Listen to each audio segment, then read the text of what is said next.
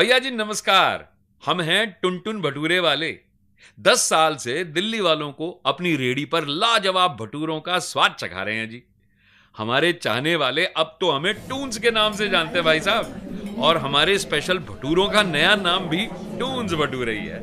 हमारे ठेले पर भीड़ देखकर सारे रेहड़ी वाले हमसे मन ही मन जलकर राख हो जाते हैं। और भैया जी जले भी क्यों ना, पिछले कुछ महीनों से हमारी सेल लगातार बढ़ती जो जा रही है। अच्छा, जब वो मेम साहब ऑफिस से लौटते हुए अपनी लंबी चौड़ी गाड़ी हमारी रेडी के आगे रोक के हमसे भटूरे पैक करवाती हैं, तो सारे रेडी वाले हमारी ओर देखकर ऐसे जलते हैं कि बस पूछो ना जी। भैया जी अब जरा ये भी बता दूं कि हमारे टून्स भटूरे किसी ऐरे गैरे भटूरे से अलग क्यों हैं। हमारे भटूरों में एक ऐसी चीज है भैया जी जो रेडी पटरी पर बिक रहे खाने पीने के सामान में शायद किसी के पास है ही नहीं, और वो नायाब चीज है स्वच्छता और सफाई। अब भैया जी हम आपको बताते हैं कि हम टुनटुन से ये टून्स भटूरे वाले कैसे बने। इसके लिए हमने फूड सेफ्टी वर्कशॉप में भाग लिया था और वहीं से सीखे थे सफलता के 3 अहम मंत्र। हाँ जी, स्वच्छता, खान पान का रख रखाव और कचरे से निपटना। पहले बात करते हैं जी स्वच्छता की। स्वच्छता में मुख्य रूप से 2 तरह की बातें हैं। एक निजी स्वच्छता और 2 कामकाज वाली जगह की स्वच्छता। निजी स्वच्छता के लिए घर से निकलने से पहले हम नहा धोकर साफ सुथरे कपड़े पहनते हैं और फिर बालों को संवार कर टोपी से ढक लेते हैं।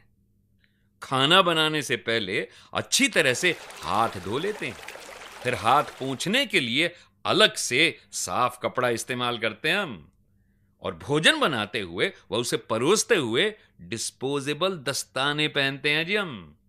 निजी सफाई रखने के लिए हमें कुछ चीजों से दूर रहना पड़ता है। खाने की जगह पर बीड़ी सिगरेट नहीं पीता हूं, और ना ही खाना पकाते और परोसते हुए अपने शरीर पर खुजली करता हूं। हाँ, किसी बीमारी की स्थिति में ना तो खाना पकाता हूं और ना ही ग्राहकों को परोसता हूं। तो अब आपने निजी साफ सफाई के सारे महत्वपूर्ण मंत्र सीख लिए। अब आपको सफलता का अगला राज, काम करने वाली जगह की स्वच्छता के बारे में बताता हूं। मैं झाड़ू लगाकर अपने आसपास साफ रखता हूं और रेहड़ी को भी साफ करते रहता हूं। बर्तन और खाना बनाने वाली जगह की सफाई के लिए अलग अलग कपड़े रखता हूं। अंतिम पर बेहद जरूरी, खाने को हमेशा ढक कर रखता हूं। जगह की स्वच्छता के लिए किन बातों से परहेज करना है, आइए अब उसके बारे में जानते हैं। नुकसान पहुंचाने वाले रसायनों का इस्तेमाल सफाई के लिए कभी नहीं करता हूं। गंदे कपड़ों का इस्तेमाल बर्तन धोने अथवा खाना ढकने के लिए कभी नहीं करता हूं। सब्जी काटने के लिए टूटा फूटा बोर्ड अथवा खराब चाकू का इस्तेमाल नहीं करता। गंदे बर्तनों का प्रयोग खाना पकाने अथवा खाना परोसने के लिए नहीं करता। किसी भी जानवर को बर्तन चाटने नहीं देता, इससे ग्राहक दूर भागते हैं। अब हम करेंगे एक एक्टिविटी जिसके जरिए हम ये जांचेंगे कि आपने निजी स्वच्छता और कामकाज की जगह की स्वच्छता के बारे में क्या सीखा। भाइयों, अब हम आपको एक एक करके कुछ चित्र दिखाएंगे और हर चित्र को देखकर आपको यह बताना है कि वो सही है अथवा गलत है।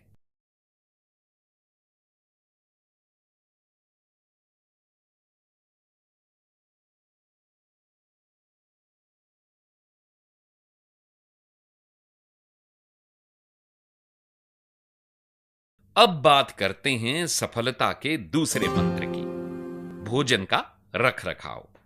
इसमें 3 मुख्य बातें हैं: पानी और बर्फ का रखरखाव, कच्चे माल को खरीदना, रखना और भंडारण करना, खाने को परोसना, पैक करना और बेचना। अब पानी और बर्फ लाने के तरीके और उनके रखरखाव की बात करते हैं। इन बातों ने मेरी सफलता में अहम भूमिका निभाई है। खाना पकाने या बर्फ जमाने के लिए सिर्फ पीने लायक साफ पानी का ही इस्तेमाल करता हूं मैं। पानी और बर्फ रखने तथा ग्राहकों को देने के लिए उचित व्यवस्था रखता हूं, ताकि पानी दूषित न हो पाए और ग्राहक बीमार न हो जाए। अब पानी और बर्फ के इस्तेमाल में परहेज की बात करते हैं। साफ सफाई के लिए पहले इस्तेमाल किए गए पानी को दोबारा इस्तेमाल मैं कभी नहीं करता। गलत तरीके से पानी या बर्फ खरीदने या लाने का मतलब है असुरक्षित भोजन और बीमार ग्राहक। इन सब का नतीजा ग्राहक को खोना और कानूनी कार्रवाई को बुलावा देना है। अब बात करते हैं खाने के लिए कच्चा सामान कैसे खरीदें और उसका रखरखाव व इस्तेमाल कैसे करें। मैं हमेशा पैक किया हुआ कच्चा सामान लेता हूं, वो भी उसकी एक्सपायरी डेट देखकर। कच्चे माल का भंडारण इस तरह करता हूं कि जो सामान सबसे पहले आया वो सबसे पहले निकले, अथवा जो सामान सबसे पहले एक्सपायर होने वाला हो वो सबसे पहले निकले।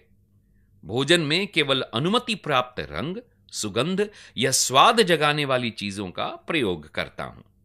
शाकाहारी और मांसाहारी भोजन को बिल्कुल अलग अलग स्थान पर रखता हूं।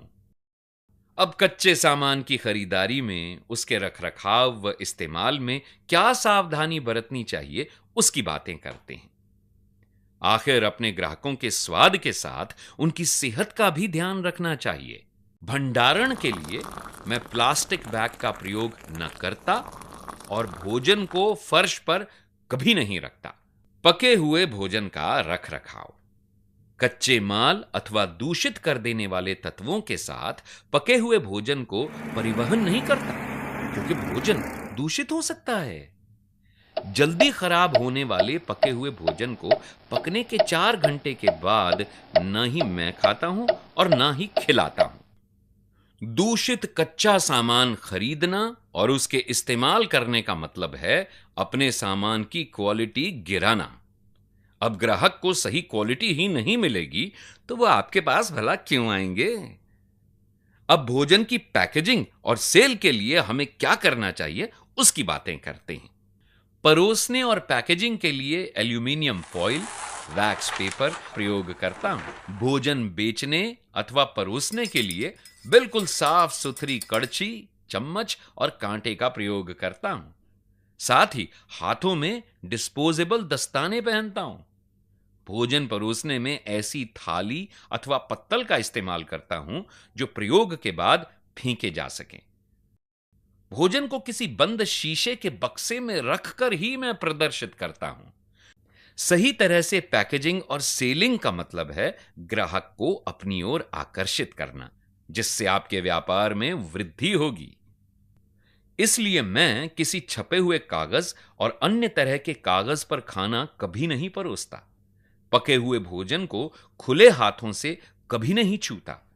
भोजन परोसने में अथवा प्रदर्शन में खाने से भरी प्लेटों को एक के ऊपर एक कभी नहीं रखता। पैसे ले लेने के बाद बिना हाथ धोए भोजन नहीं परोसता।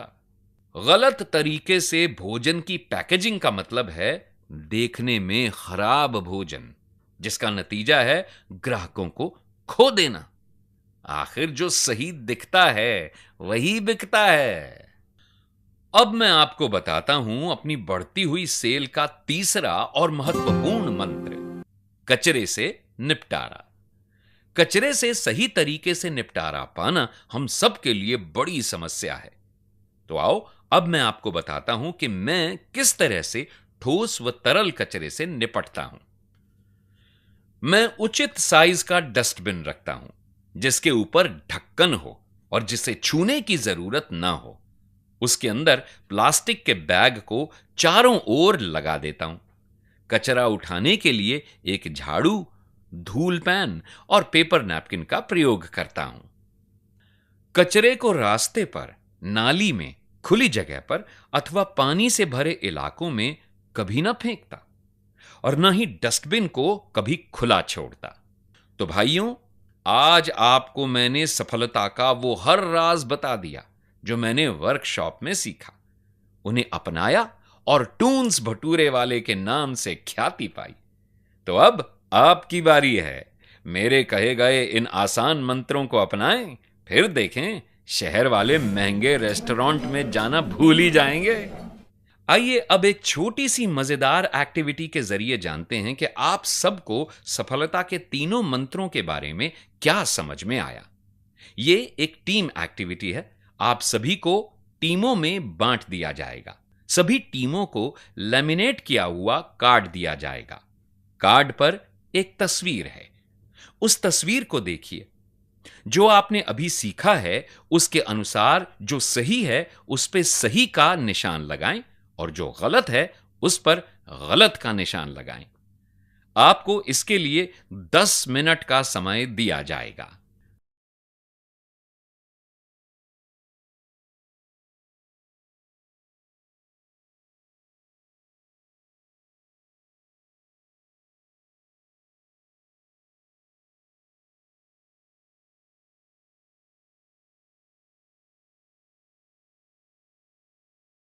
तो भाइयों, आज हम सब मिलकर शहर वालों को सुरक्षित व स्वादिष्ट भोजन प्रदान करने के लिए यह शपथ लेते हैं कि मुझे आपका ख्याल है, मैं सुरक्षित भोजन ही परोसूंगा। अंग्रेजी में इसे कहते हैं I care for you, I serve safe food.